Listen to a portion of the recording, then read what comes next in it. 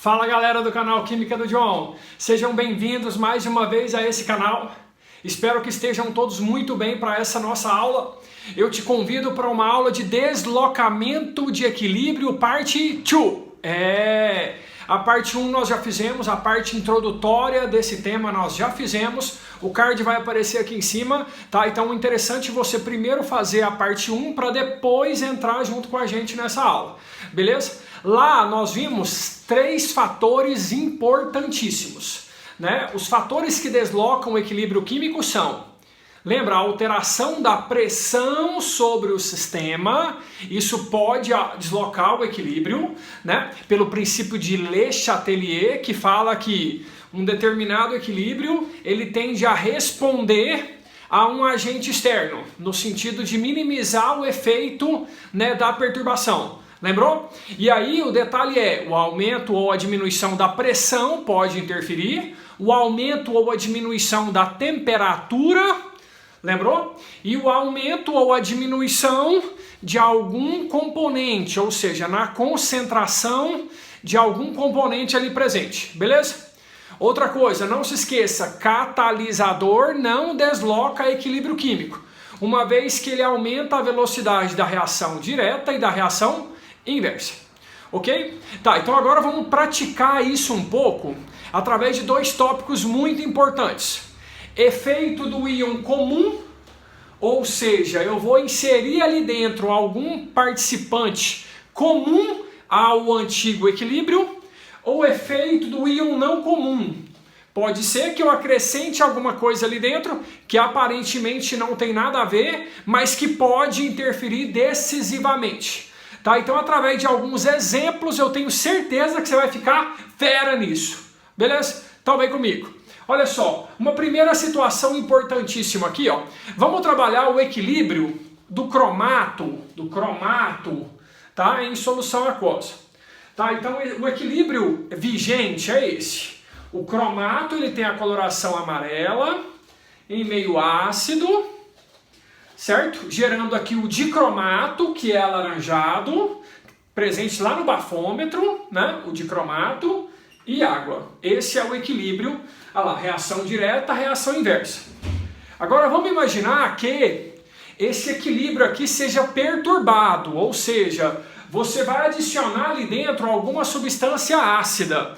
Se você adiciona ali dentro alguma substância ácida, o que vai acontecer de forma abrupta, de forma brusca? Vai ter um aumento da concentração de H+, não é isso? E aí, se você aumenta a concentração de H+, olha para o equilíbrio, percebe que esse íon, ele é comum ao equilíbrio?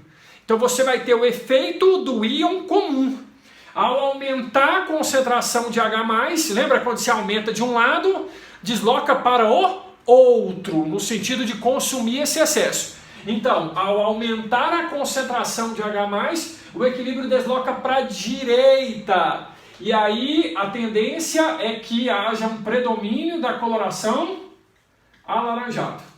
Entendeu? Então vai predominar o alaranjado nesse contexto. Agora vamos fazer o contrário, vamos adicionar ali dentro, né, vamos imaginar uma situação em que a perturbação foi meio alcalino, meio básico. Se o meio é básico, você vai ter um aumento abrupto de quê? Da concentração de OH-. Agora vem cá, OH- é comum ao equilíbrio? Não. Se não é comum, aqui nós vamos chamar de efeito do íon não comum. Apesar de não ser comum, ele interfere. Por quê? Porque você concorda que o OH- ele consome o H+? E ao consumir o H+, você lembra que quando você tira de um lado, o equilíbrio tende a repor para esse lado, a deslocar para esse lado, no sentido de reposição. Então, se o OH- consome o H+, o equilíbrio desloca para a esquerda. E deslocar para a esquerda é sinônimo de predomínio de que cor? Da cor amarelo. Viu? Aqui foi efeito de um íon comum, ou seja, comum ao equilíbrio, e aqui foi um efeito do íon não comum. Não comum ao equilíbrio, mas interferiu. Olha que massa. Tem uma outra situação também muito cobrada, gente, quando eu falo em Enem, equilíbrio é o segundo tema que mais aparece na prova do Enem. Tá? Você tem que dominar isso, é dominar mesmo, tá? Em número absoluto de questões, equilíbrio tá lá e deslocamento de equilíbrio vai com certeza estar presente, tá? Então olha aqui, existem muitos indicadores ácido-base que você lembra que em um meio ele tem uma cor, em outro meio ele tem outra cor. Por exemplo, a fenolftaleína, ela é um exemplo clássico disso. E ela funciona através de um mecanismo de equilíbrio, de desequilíbrio. Então o lance aqui é o seguinte, ó, a fenolftaleína, eu não vou representar a estrutura dela aqui porque é enorme, mas vamos simbolizar assim, ó. Isso aqui, a fenolftaleína, ela é um ácido fraquinho, tá? Ela é um ácido orgânico muito fraco. Então ele libera pouco H+. Então vamos imaginar esse equilíbrio aqui, ó, entre a fenolftaleína e os seus íons. A fenolftaleína nessa forma aqui, ó, ela é incolor. Agora, nessa forma aqui, né, se predominar o seu ânion, ela é rosa. Então isso é o equilíbrio clássico da fenolftaleína. Agora vamos imaginar que eu coloquei a fenolftaleína em um meio ácido. O que acontece mesmo? Coloquei em meio ácido, vai aumentar rapidamente o H+. Aumentou rapidamente o H+, desloca para esquerda. Aumentou drasticamente o H+, desloca para a esquerda. E para a esquerda, então o que significa? O meio vai ficar incolor. Não sei se você decorou isso, mas a fenolftaleína em meio ácido, ela é incolor. Beleza? Agora, e se o meio for alcalino? E se o meio for básico? Bem, se o meio for básico, vai consumir o H+, o equilíbrio vai deslocar para repor, ou seja, deslocar para a direita, e com isso vai ter um predomínio de que cor? Rosa. A fenolftaleína em meio básico, ela é rosa, olha que massa. Olha só, vamos lá para o terceiro exemplo, né? Tivemos um errinho técnico aqui, mas já recuperamos, não é assim? E aí a ideia é falar sobre o galinho do tempo.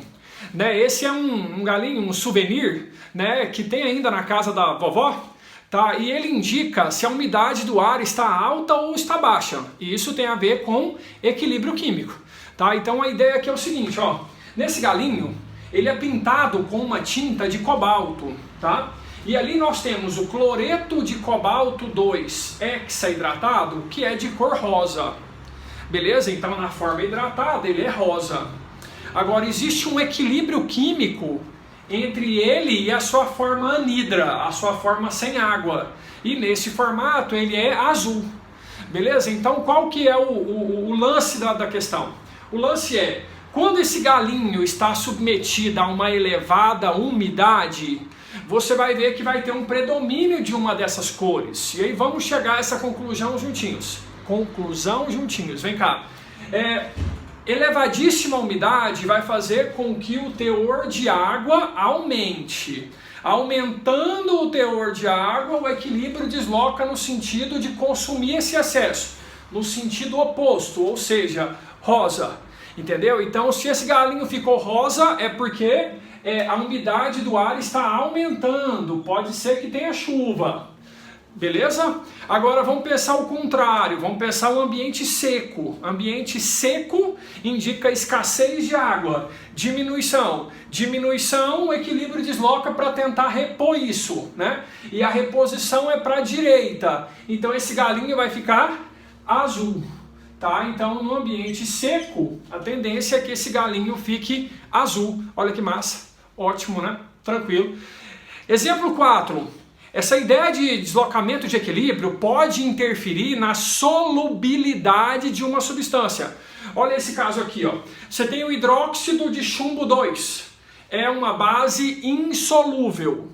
Tá? Então, ele dissolve muito pouco. Ele dissocia muito pouco.